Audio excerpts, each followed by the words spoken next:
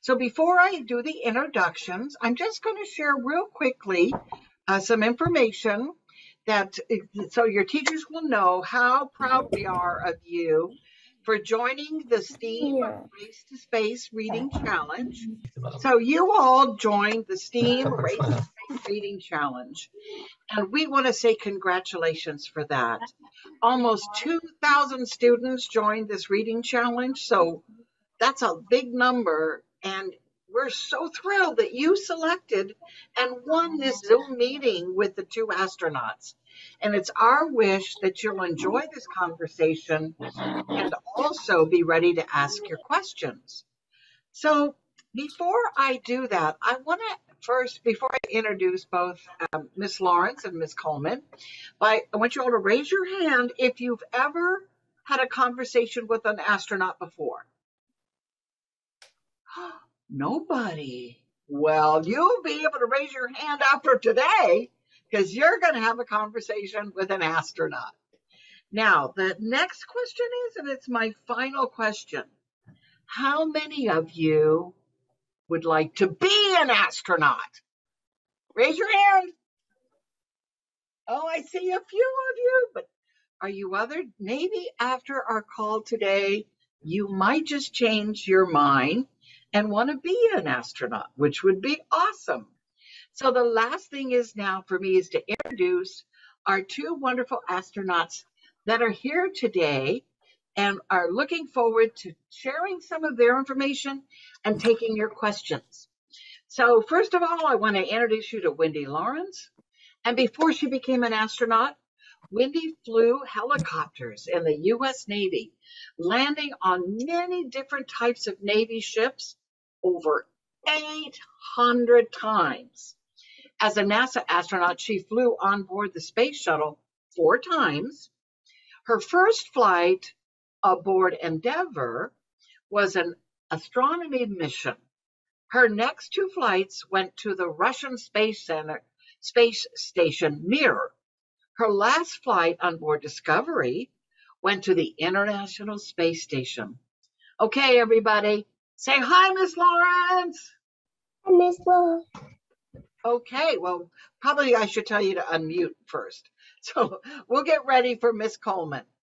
Cady Coleman is an astronaut, a scientist, pilot, and a musician.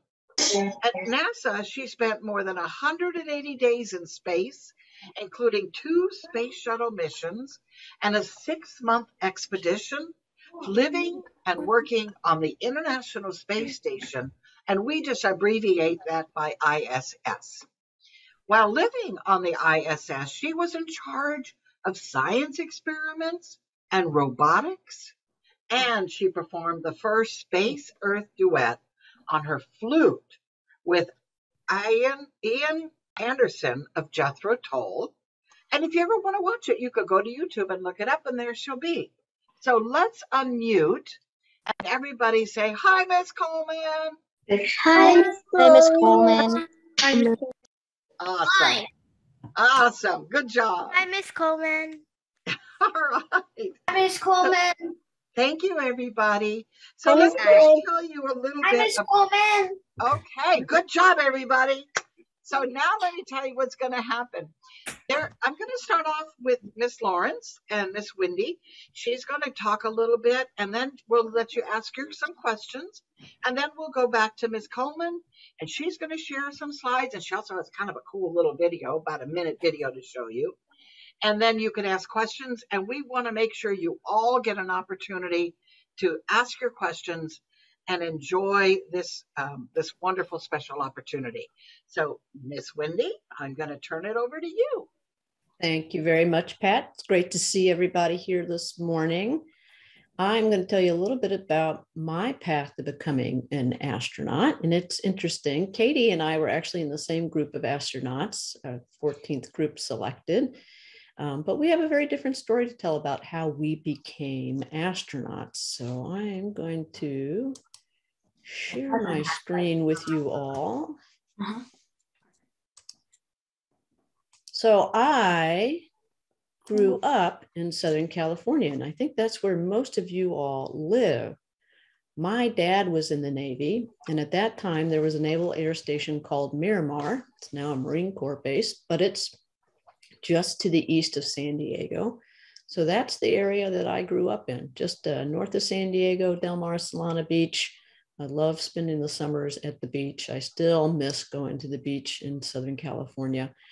But when I was about your age, 10 years old, July of 1969, NASA was carrying out what was called the Apollo program. And the goal of that program was to have people, in this case, men, land on the moon for the very first time. I remember lying in front of our television, watching Neil Armstrong and Buzz Aldrin get out and take those very first and very historic steps on the moon. And I don't know exactly what it was about watching them bounce and shuffle along the moon's surface, but I was amazed. I just could not look away from the television screen. And eventually I thought to myself, that really looks like a lot of fun. In fact, I think I want to do that when I grow up. I want to be an astronaut. I want to have the chance to fly in space. And what was fun at that point in time growing up is, and Cady will talk more about this, but no, I didn't see anybody who looked like me at that moment in the Apollo program flying in space. But I was a huge fan of Star Trek.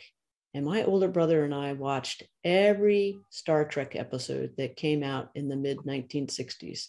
And I did see people on Star Trek who looked like me flying on board a spaceship.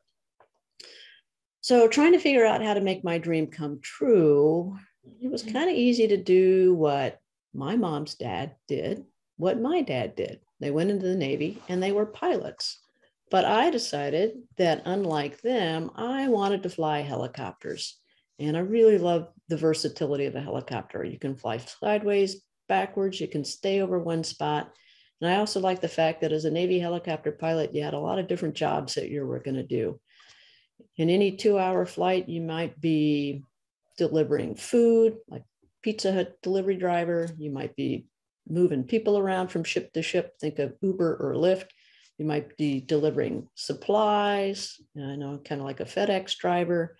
And you always did it as part of a team. And that was always really enjoyable to be part of a team, a couple pilots, a couple people we called air crew, figuring out how to fly our helicopter, figuring out how we were going to accomplish our mission. And that teamwork aspect was great preparation for life as an astronaut. I love flying helicopters, but what I really wanted to do was ride a rocket ship. And here you can see my first space shuttle, Endeavour. Hopefully some of you may have seen Endeavour at the California Science Museum. If you go and see her in the future, please say hi to her for me.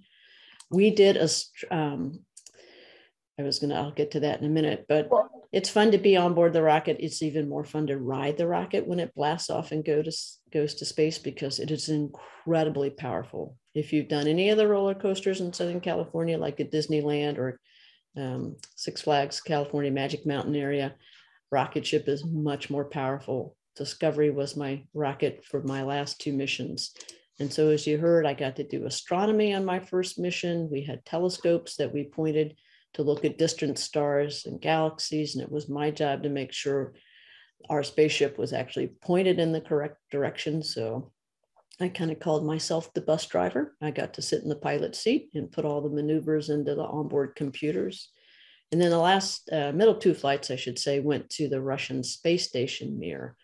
Not a really big spaceship when you compare it to the International Space Station, but still really fun to be able to go and visit another spaceship and to visit the crew on board. And on my last mission, I went to the International Space Station, but I'll let Miss Coleman, Miss Cady, show you pictures of the ISS, and she actually got to live on board.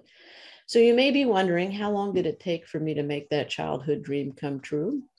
It took about 25 years from the time I first had the dream to the time that I actually got to ride the rocket, go up into space. And along the way, I finished high school, I went to college, I went into the Navy, one step after another, but it was really, really amazing to be able to make my dream come true. And with that, I think we will let's go to some questions if you have any. Anybody have a question for Miss Lawrence? Or Okay, Miss Coleman Zelda. too. Zelda has her hand up. What pen do you use in space? What pen? You know, I always like to use a pencil. I have to be honest, kind of like a mechanical pencil, which I might have one in my desk drawer. I'm the type of person who oftentimes will make a mistake when I write something down. And so I like the ability to have an eraser to erase my mistake. We have to write things down in our what we call our checklist or our procedure book. So I usually flew a mechanical pencil. Now, Good Miss question. Cady, what did you fly? Did you use a pen? We do have pens that we can take. We also have lots of Sharpies that we can use up there as well, and different types of like highlighters. So basically, we just go to the stores and we buy stuff that we would use on Earth. We can use them in space. And the problem, I actually do like pens in general, but you know, when you try to write with a pen, when you try to write maybe on when you're allowed to write on the wall. If you tried to write like this or maybe upside down, the pen doesn't work because gravity is actually helping the ink go down to the very point that you use. And so we found that we had to have some different kinds of pens to work up there, and so we searched around for that, but pencils actually work really, really well. And we always have a little pad with us, and it's usually something we kind of Velcro, like even just a piece of paper, we sort of Velcro it to our pants. We have Velcro on our pants, and that way we can always be taking a note whenever we need to, because we're doing all sorts of cool experiments, and we have to maybe, we have to do lots of observations about them. Well, and just so you know, students, you should have all received a pencil in your rewards packet. It said, yeah, you got it. I'm seeing some of you nod your heads. It said the S.T.E.A.M Race to Space reading. Oh, you've got it. Yay. Good job, Lucky. Glad to see it. Okay, so I'm going to we're going to do one more question, then we're going to go to Miss Coleman, and then we'll go back and answer the rest of the questions. Okay, so I'm Mr. Dunnicliffe. Yes, your question. What is inside a black hole? I don't know that we really know, do we, Cady? I mean, there's so much gravity in a black hole, it tends to pull things into it. We've just now been able to take pictures. On one of my missions, we actually launched a telescope that's helping us find those things out, but it takes some time. And what we found out is that when things are when black holes are sucking things in, they're also spewing things out. And what comes out are X-rays, which are really high energy. And our telescope, the Chandra telescope, can look at those and tell us about them. And so we're still trying to understand those mysteries. And a very cool thing happened on just 2 days ago on Saturday morning, which is a day that many people celebrate Christmas. But on that Saturday morning, just like 2 days ago, the James Webb Telescope launched on its mission to go out, and it's going further than we've ever gone, and it's also looking further than we've ever been able to look at the very edge of the universe, because that's really far away, and it has new sort of eyes, new glasses in a way that help us understand and see things that happened really long ago in space. So it's going to be very cool to discover the universe, and maybe we will have the answer to your very good question soon. Yes, because I think one of the things that the new telescope might study is something called a primordial black hole, which is like the very earliest black hole. So maybe if we can actually find one of those and take observations, yes, as Ms. Coleman said, we might be able to answer that question. But that's why we keep launching new telescopes, trying to see if we can answer these questions with more information than we previously were able to do. Great. So we will go back and answer your questions. So you be patient. We're going to get all of your questions, but I want to have Ms. Coleman have an opportunity to also answer some questions. Okay, so I'm going to just share my screen there. And I want to just share my astronaut story with you as well. Wendy and I started on the very first day at NASA together in the same astronaut class. And we have very different backgrounds. I am so excited always about Wendy's background as a helicopter pilot. I mean, because I just think it's really fascinating, the things that you need to be able to do and know. And in a helicopter, think about it, there's not many people in a helicopter. You're the one that has to figure everything out. And whenever I need to figure something out, Wendy is one of the people that I call to help me figure it out. And when we were working on projects in our class together, we were always, I think, a very good team. So we're proud to be a team for you for this.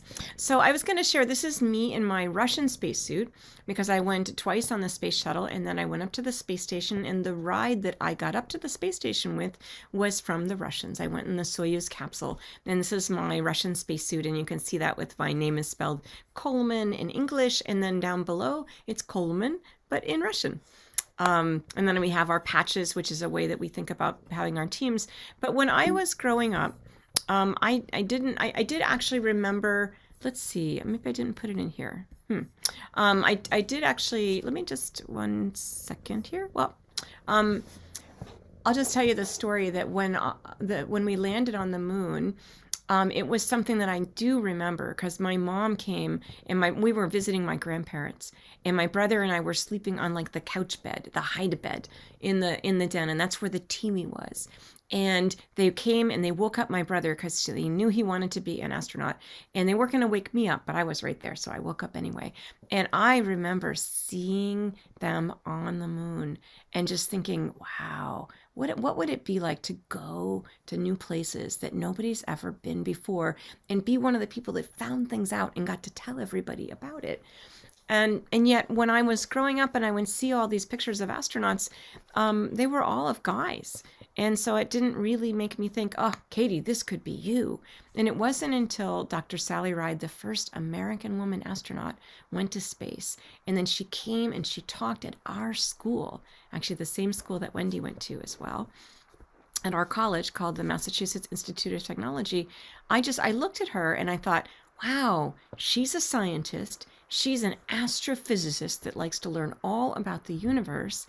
And that's something she can do on Earth. But she's also an astronaut, and she gets to learn how to fly planes and jets and make sure that she's ready to do whatever needs to be done. And I always wanted to do those kinds of things. And when I realized that somebody who looked just like me and felt just like me could be an astronaut, I mean, that's a day I'll never forget.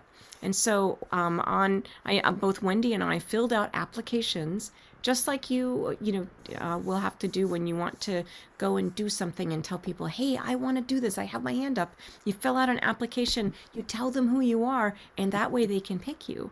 And so that's the way Wendy and I got to be astronauts, through different paths, but we both ended up sitting, in a group of about 20 people at the Johnson Space Center. And this is a group of astronauts that just got picked about 3 years ago.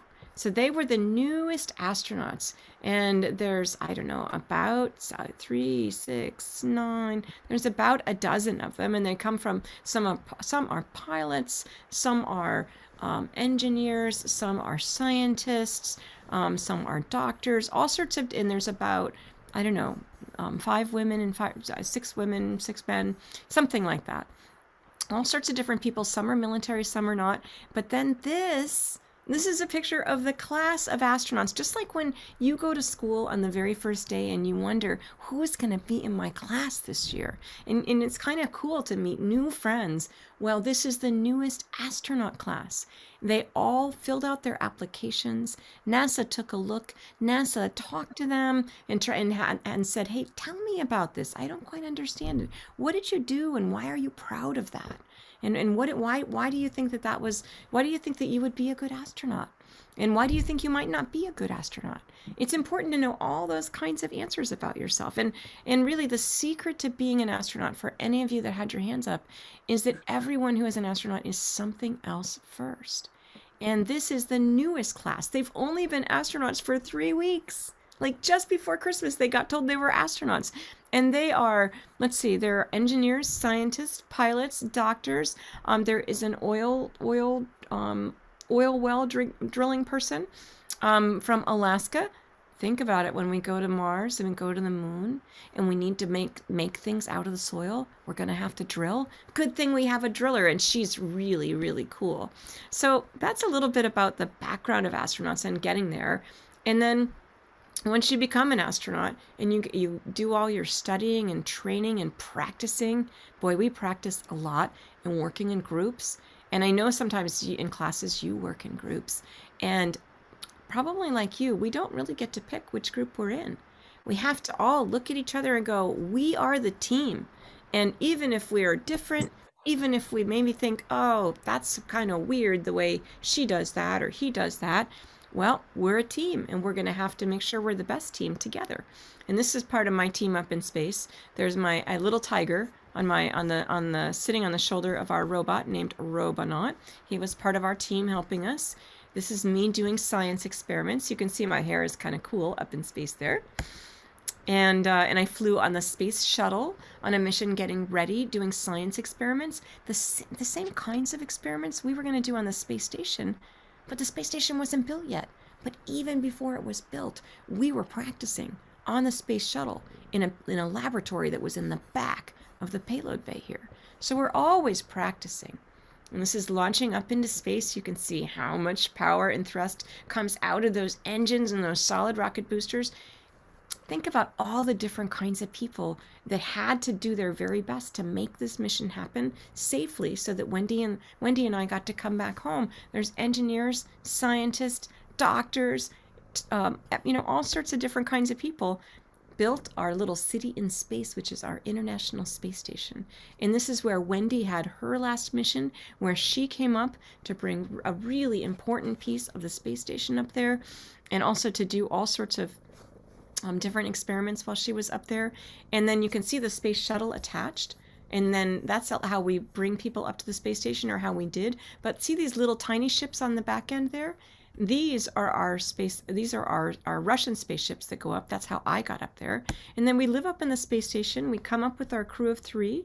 And I'll just go ahead and go through my little movie if that works okay for you, Pam or Pat. Absolutely. And I just want to so I showed you this picture of the space station, and you think, okay, so it's like a space station. I guess it would be fun to be in. But look at it this way. It's not small. Like the tiny things that we go up in, those capsules, those are small, okay? But the space station itself is huge. Now, we don't actually live in this place that is goalpost to goalpost, where you see all the solar arrays, and this is where a lot of our equipment is, and we do our spacewalks. There's the robotic arm. But we live right along here, up and down, right in the middle, on the 50-yard line. We live there. And you can put hands down, because we're going to do questions in just a minute. So hands down, and Miss Pat will ask you for questions. But we live here in these modules, and every one of them is the size of a school bus without the seats in it. Now, there's some of them are small school buses, some of them are huge school buses, but all of those add up to like a really cool, big place to live. There's about 10 of them. Some of them are all in a line, and some of them are going up, and some of them are going down, and that's our space station. And this is a little picture of me, and I'm right in here inside. And I want you to look at this picture closely. This is the launch from Russia of our Soyuz capsule, but you can't even really see the capsule because our capsule is inside this the protective rocket. The protection of the rocket, we call that the fairing, almost like the tin can that is protecting us. We are inside the can. And when we get up to space, you'll see this happen. When we get up to space, we lose all that sort of stuff protecting us, and then we're just in our capsule, and that's what docks to the space station. So we're right inside here. Our capsule's right inside there, but it's still protected by the fairing or the can. And there we are, racing up to space. It only takes 8.5 minutes. But then it takes a couple of hours to parallel park and park in the right place. And this is us up in space. There's our little tiger. And that experiment I'm doing right there, it weighs like hundreds of pounds, but I can do it in space because everything is weightless. And our dining room table doesn't have to be flat. And we get to have spare time where we get to do things that we like. I used to play the flute up there because I really liked it. This is us looking out the windows. And this is the shuttle taking our picture. And then this is looking out the window at our beautiful Earth. We're only about 250 miles above. And every time we look out, you can see the stars. You'll see Orion coming up there. But you look down, you see Aurora Australis there. It doesn't look like that every time. Most of the times it looks just like a dark Earth with lights wherever people are awake and using power. And there's the green, really thin little atmosphere, our precious atmosphere that lets us breathe down here on Earth. And then I'll end right there. That's Ireland. That's where my family comes from. And there's our space station. And I think when you look at it now, you see it a little bit differently because you know what it feels like to be inside of it. So I'm going to stop sharing and turn it back over to Pat. Thank you. That was so interesting. I love watching it and seeing it. So we see hands raised. Sean Irwin, let's have your question. What is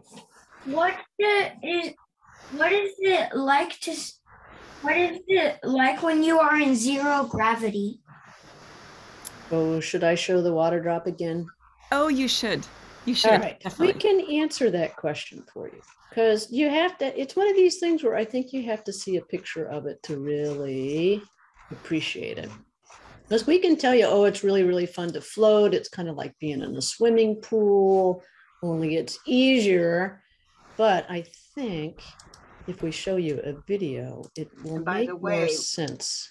There we go. And by the way, we love your t-shirts, NASA t-shirts. I know, those look great. So basically everything in space floats. As we orbit the planet, because we're going so fast, we're kind of being pulled back to Earth by gravity, but it's very complicated with what we call physics. It basically means we no longer feel gravity pulling on us. So if we squeeze some water out of our drink pouch, it forms this big blob. Again, no gravity to pull it down to the ground. You did this with your glass of water at home. Again, we don't recommend that. You know that gravity is going to pull the water down to the floor and it's going to go splat and form a puddle. That does not happen in space. So water floats. You saw Cady's hair float. This is Reed Weissman. He's floating in the background. So it's better than being in the swimming pool because it's so easy. Every part of your body floats on its own. So you can completely relax your arms and legs and you're going to be just suspended right there in the middle of your crew compartment, in the middle of the air. So definitely a lot of fun to be able to be in space and to float. Hey, can I point something out about your video, Wendy? Yeah. Which is that, so you saw the water drop and then you saw Reed reflected in the water. But how did we get to see that? One of Reed's crewmates, another astronaut or cosmonaut, had to be holding the camera, and that water drop isn't staying in one place. They're having to follow it and make sure they keep it in the focus and everything. And so even being able to share what it's like in zero gravity, we have to work as a team. Mm-hmm. Yes. I'm going to ask a quick question of Ms. Coleman. You were up there with, in the Russian, did you have to learn Russian? And what about the man from Italy? Did you have to learn Italian? How did you all communicate? Well, the International Space Station has 17 major partners. And so that's in countries, and it's like the US, it's Canada, it's Japan, and it's Russia, and then about a bunch of different countries in Europe. And so as a group, we made a decision as a group of countries that everyone would learn English and everyone would learn Russian. And in fact, Wendy also got ready to fly on the older Russian space station. And so Wendy knows Russian as well. And we do that partly so that we can be safe, so that we know how to operate the Russian part of the space station, the US part of the space station, or it's built by all the partners. But also because we really care about the people that we fly together with, and you want to ask them like how they are. And did they have a good day? And they look sad today. You know, are they okay? And so you need to be able to talk to each other. Interesting. Thank you. Elise, what is your question? Yeah, make sure and unmute. No. Wendy, what was it like to work in Russia at the Gagarin Training Center? Well, actually, both Katie and I have trained over at the Gagarin Cosmonaut Training Center, named for Yuri Gagarin, who was the first human to ever fly in space. It's very interesting to train with people who grew up in another country and speak a different language. The way the Russians trained for their space missions is a little bit different than the way we would train for our missions at NASA. So it was interesting to learn their approach. When I did it, because I was a backup crew member to fly on the Russian Space Station, we did all of our training in Russian. So even though on board the International Space Station, you can speak in English or Russian, when I was training over in Russia, it was pretty much only Russian. So that was really, really, really hard to try and learn how to do something complicated like fly on a different type of rocket and go to a different type of spaceship and do it in a language that you did not grow up speaking.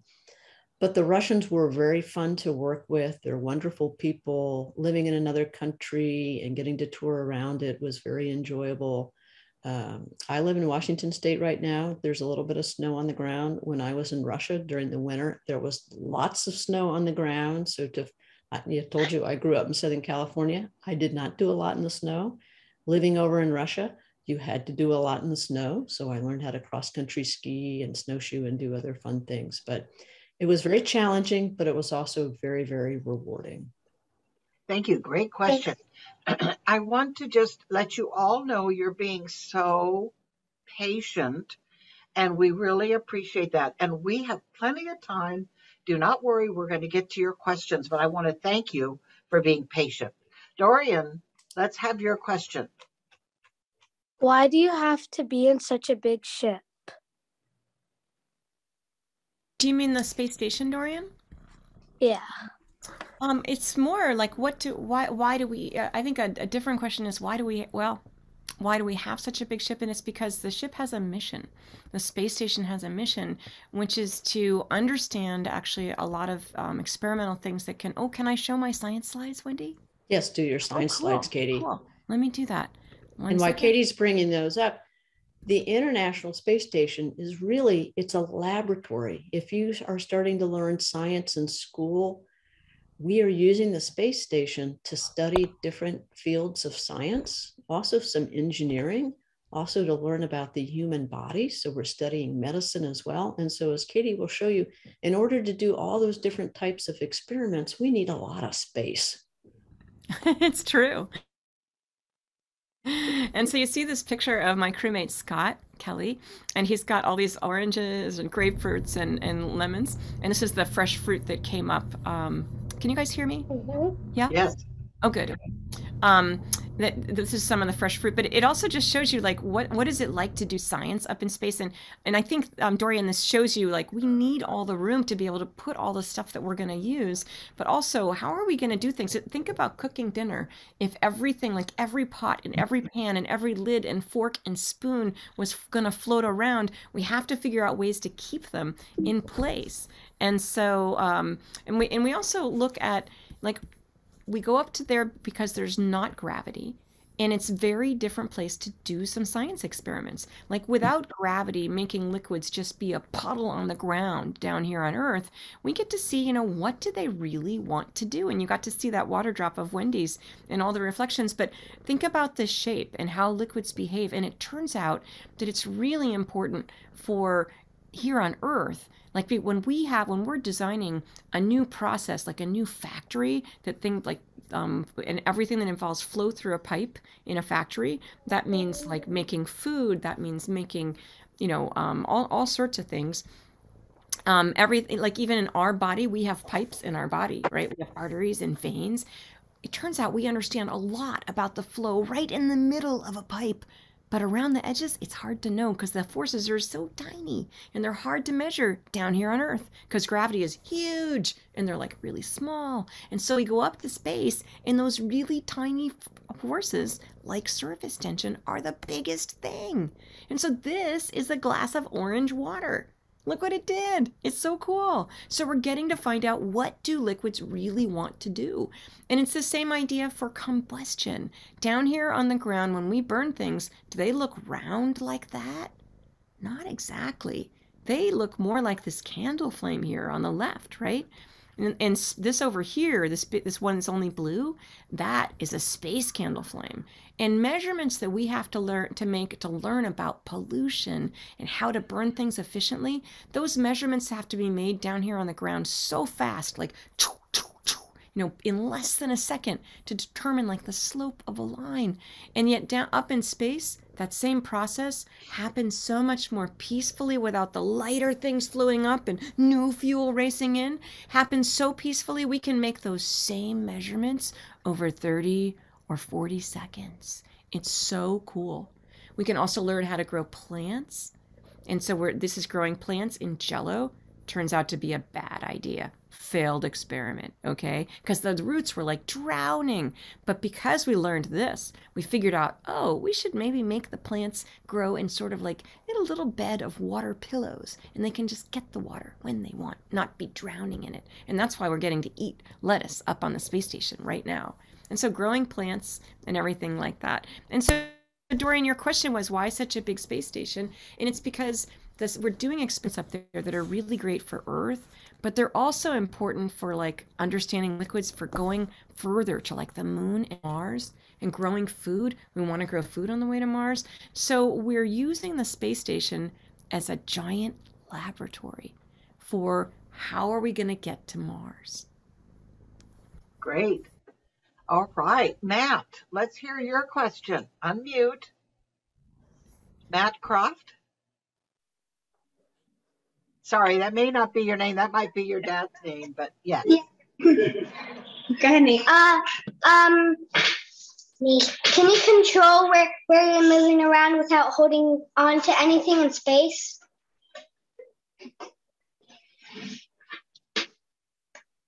Cady, why don't you start? Yeah, Cady can start. I was going to say at first, no. If your name is Matt. I was going to say in the beginning, we're not very good at moving around in zero G, and we sort of grab things and, and we kind of move from thing to thing. And then we actually are out that all we need to do is make like a little push with our finger, and we can push ourselves all the way across the whole space station. Like, it doesn't take very much force to move. So we get to be very, very graceful up there. But what the thing that happens is once you give yourself a little push, when you're then out in the middle, there's really not much you can do, because you're just going to have to wait till you get to someplace where you can grab on. We have to Great practice. question. Yeah, we have to practice to get better at moving around without gravity. So as Cady said, none of us are graceful our first few days in space. Okay, so and we all know each other. I know that the Gibson family, Owen, I think you have a question, and they were on earlier today too, because of their younger siblings, and they both won these calls. So Owen, what is your question? I have two questions. Okay. Can you see Santa from space? Oh, great question. Santa is kind of is pretty small compared to, you saw the views of the Earth, Owen. And when we look down, the sleigh would be so small. So we actually get our data just like you do. The Air Force people who have the big radar up in space, they give reports of where Santa is as he's going around the Earth. And so that's where we get our data too. But we turn on the Air Force channel so that we can understand where he is during Christmas Day. And I was up there during Christmas, and our Russian friends actually celebrate Christmas on a different day. They have Orthodox Christmas in January. And so for when we woke up in the morning on our Christmas Day, we found that they had given us, they had hung little presents, little chocolates on the outside of our cabins. And the other kind of fun tradition is that we do have a small Christmas tree there. It's not a live Christmas tree, but it's about it's about maybe 1.5 feet tall or so. And then everyone wants, when we talk to our families, we want to have the Christmas tree. So we're always flying back and forth to the space station with the Christmas tree. And Owen, your second question, and then we're going to go to another family. What is on the moon? What is what? What is on the moon? Oh, okay. What is on the moon? Mm. You mean like what type of dirt is there? Well, Yes. when the Apollo astronauts went, we brought back a lot of different rocks, but we didn't bring back that many, only about 800 pounds of rocks. And we're still learning things from those rocks. So there's a type of lunar dust, which actually proved to be a big problem because the dust stuck to the spacesuits and there was no way to brush it off. And so when the Apollo astronauts came back inside their spaceship, they brought the dust as well. And so Cady talked about using the space station to learn things to prepare for us to go to Mars one day. Well, that's one of the things that we learned from the Apollo missions to the moon, that when we go to Mars, we're going to have a similar challenge. The topsoil of Mars is very dusty as well, and it's likely to stick to the spacesuit. So we have to figure out a way to deal with it. We also know from looking at the moon that it got hit by other things. There are lots of craters, but we're also realizing as technology gets better and we can put different types of satellites in orbit around the moon, that there's likely frozen water beneath the surface of the moon. So we are continuing to study the moon because we are continuing to learn more about it. Great. And we'll do the very same thing with Mars. Addie, what's your question? What does the sunset look like? Sunset. Beautiful question. Oh, let's see. While Wendy's bringing that up, if look at my fist for a minute. So my fist is the Earth. We are going around the Earth, and we go around the Earth every hour and a half. It's like when you're in school in the morning, we've already gone around the Earth twice. And so if the sun is over here and here's our Earth and we're going around, we'll see sun for 45 minutes and dark for 45 minutes and sun for 45 minutes and dark for 45 minutes. Now, if we only went to bed when it was dark out, we'd be going, good night, oh, waking up, good night, oh, waking. I mean, it wouldn't make any sense. So we actually just pick a time that is our bedtime. And even astronauts have to go to bed on time. And if I went back to the space station, I would actually probably never stay up late because I think I've decided that you actually become a much better astronaut when you do some sleeping. It is so good for your brain. Sleeping is good for your brain. So sleeping when your mom says and your dad says is really important. Oh, look at that, Wendy. That's beautiful. It's either a sunrise or a sunset. You know, it's kind of hard to tell with a still picture, but because we travel so fast, 5 miles a second, 17,500 miles an hour, we go around the Earth 16 times in a day. So that means 16 times we get to watch the sunrise, 16 times we get to watch the sunset. Mm-hmm. Thank you. Awesome. Very cool. So let's see. Let's go back. And, oh, come on, my little screen. I was answering somebody's question and it's not letting me get, there we go. Nope. Crazy thing. Oh, I'll just shut this off. Okay. So I want to go to, I know I spoke to somebody's parent, so I'm looking. Where'd they go? The Roy family. And you'll have to tell me how to say your name. Deep Tanava. Deep Tanava. Can you ask your question, please? What was your favorite mission to space? Oh, for me, it's actually it's kind of an easy answer in that I loved living in space. And I really, my first mission was 16 days. And I just remember thinking, why are we coming home? We have so much work to do here.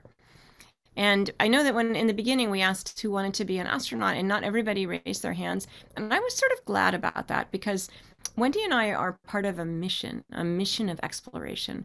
And mission takes a lot of different people and a lot of different jobs. And there's some people that are going to want to be the astronaut part of the mission. And there's some people that are going to want to be the engineers that do nothing but engineering and really are the most amazing people figuring out how are we going to make the Mars rovers be able to get to Mars and get there and be able to send us all this data back. I mean, you know, and if you're a full-time astronaut, you probably can't be that person. And so I like that there, I mean, who's going to figure out what it's going to, you know, what are Mars houses going to be like?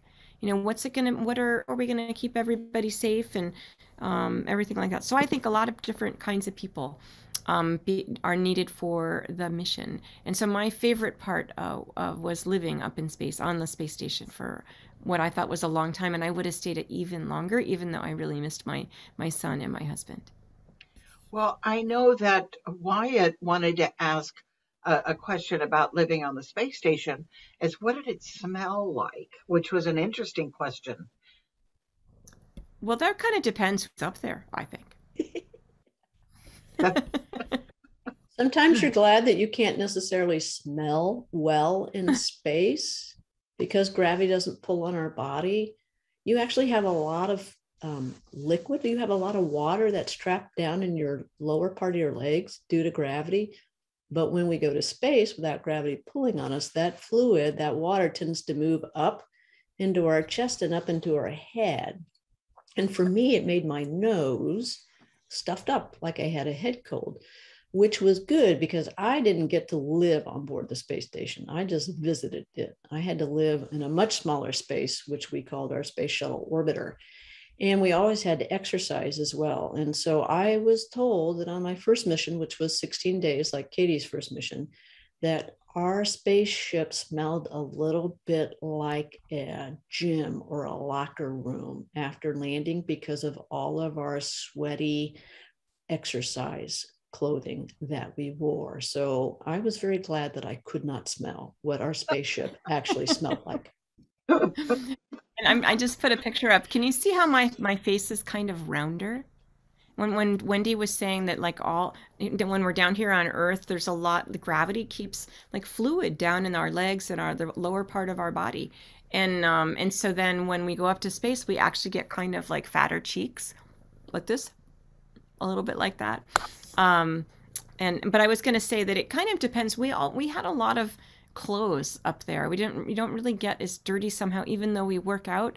And we would use our gym clothes for, you know, even maybe a week or two. And I would be the gym clothes police and say, hey, it's time. And then everybody would change their gym clothes. So I want to say that we didn't actually smell that bad because the space station is a bigger place and we have kind of room to do all that stuff. But it is kind of fun to think about it, like that we don't really smell as much in space because of all that fluid in our head. Great. All right. Now, I did see Tristan. I'm not sure if that's your name, but your family name, Tristan. You have a question? You want to unmute? Hi. Hi. Can I say two? Can you what? Ask two questions. Yes. What do you need to study to become an astronaut? Well, I'm going to say that everybody who's an astronaut is something else first, like I talked about in the beginning. And I think that there's lots of things like I think Wendy and I learned that we never thought we'd have to learn. You end up learning the things that you need for that mission. And so learning how to learn, practicing reading, practicing writing, practicing reading things and understanding them, practicing math. You know, we don't know what kind of math we'll have to do. And that means that we should just be as familiar as we can with numbers. And, you know, someone on the last call asked, you know, how big is the sun? How small is this? And it's really, you know, how big it is, it almost sort of doesn't matter. It's almost how big it is compared to you. So learning how to think about numbers like comparison so that when you read a story in the news, you understand what it says to you. So we learn all sorts of things, but really same things that you do, reading, writing, and learning how to share with people. But more specifically, Trish, then, if eventually when you finish high school and you're thinking about going on to a college or a university and you still are interested in becoming an astronaut or maybe working at NASA or working at a company like SpaceX. In particular, NASA is looking for people who have studied either math, science, or engineering while they're at a college or a university. But Cady is right. There are many different things that we need to know. There are many different skills that we need to be able to have. So I always make a point of saying it's very important, no matter what job that you go into, that you can communicate well. So it's important to study English as well, because sometimes you have to communicate like I'm doing right now, orally, but you need to be able to very clearly and in a short period of time tell somebody exactly what they need to hear. They may have asked you a question. You need to be able to answer that question clearly and in a short period of time. Sometimes you have to write that answer down. So you also need to be able to write well, write in a way that somebody can understand your answer. So many different things that we need to be able to learn, and more importantly, remember why we're doing our mission up in space. Tristan, I'm going to ask you to hold that second question because we have a lot of hands up and I want to make sure that as many of you get to ask the questions you want. Lucia, let's go get you. Thank you. Thank you for your understanding. Lucia, you want to unmute and ask your question? What was your favorite food and how did you prepare it? Wendy, do you want to talk about? Yes, I actually don't have an in the example of my favorite food because on my first mission, I really liked shrimp cocktail. Ooh, but I like that too. We have a variety of food. Sometimes our food is what we call freeze-dried or rehydratable, meaning we have to add water back into it. So this is a package of mac and cheese, macaroni and cheese. Some of you probably really like macaroni and cheese. So for us to eat this macaroni and cheese, we had to put water in through the top, and then we could put it in the oven and heat it up, and then we could come around and cut it open with our scissors and eat it with our spoon. So macaroni and cheese is an example. And then not all of our food, we have to add water back in because some food is prepared in a way where it's just in a big foil package and we don't have to keep it in a refrigerator. This is also a pouch of macaroni and cheese. So again, I could put this in the oven and then I could cut open the top and eat it with my fork or my spoon. And then everything we drink is going to be in kind of a drink pouch. So all of our beverages are in powdered form. We have to add water in, we shake it up, and then we have a special straw that we can use to drink. Our straw has a clamp, so when we're done drinking, that surface tension doesn't keep pulling the liquid up, because if you don't drink it, it's going to break off and float around the crew compartment. So food is really pretty good. We appreciate the folks that work at the Johnson Space Center who make our food. They're very good at their job. Excellent. Reese, let's unmute and have you ask your question.